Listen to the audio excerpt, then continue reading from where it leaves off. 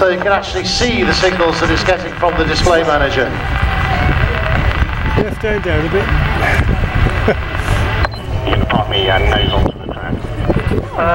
Just got up to nose on would be ideal. Oh right, thank you. I said it would happen. Right, we have got the classic cars coming in behind me. Right, so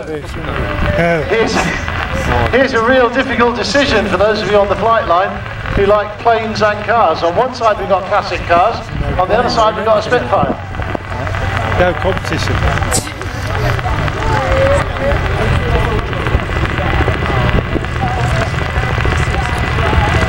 Well, at least they're all accurate to period as the Zephyr comes past me. We can have a couple of circuits and then in the middle, and I'll come and have a chat to you. Don't worry, people will be looking at you in a minute, guys. You just got a little bit of blink competition over on the airfield.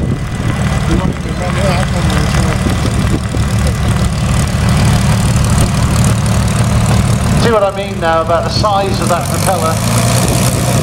And that's why you have to have the nose stuck well up in the air.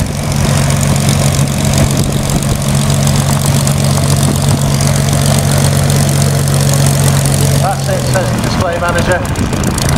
And you don't want to leave this engine on too long in idle because they do tend to overheat. There's a lot of power there.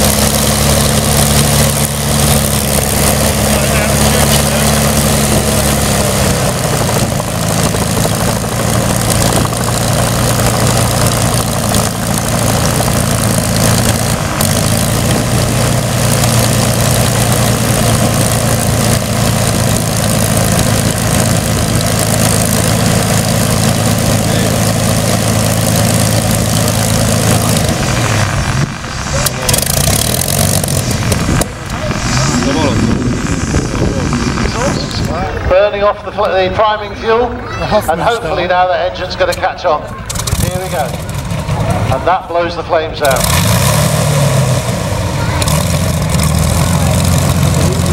When it was hot for a start, that was when it cartridge started.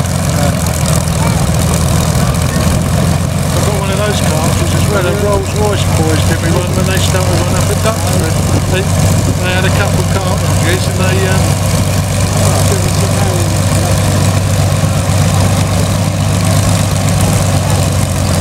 bigger than a 12. Beautiful engines.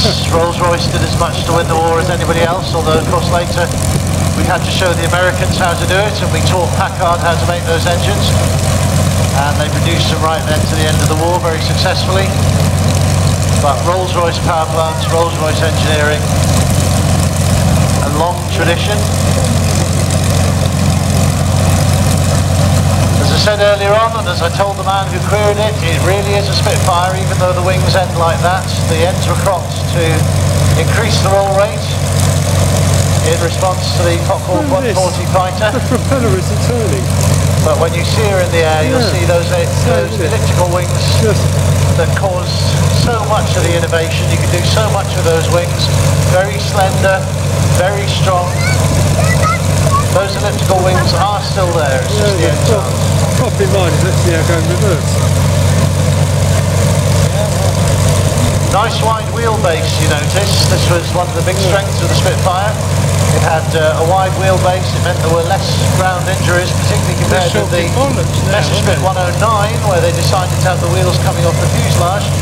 The advantage was you could remove the wings without any special equipment, but it was a very narrow wheelbase, and it meant a lot of Messerschmitts cracked up on landing. Not the Spitfire.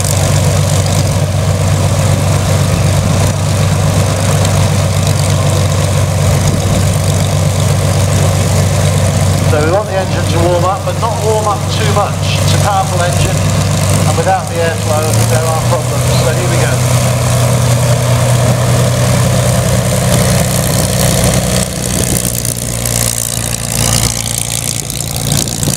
Not bad for a turning circle.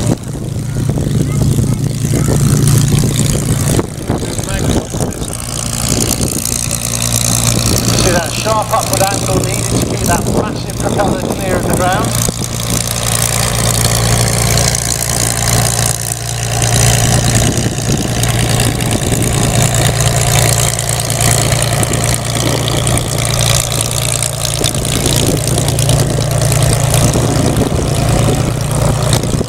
Spitfire served in virtually every theatre of the war. They were desertised, they were tropicalised, they were ice-proof, the beauty of flight, and as a pilot I know there is.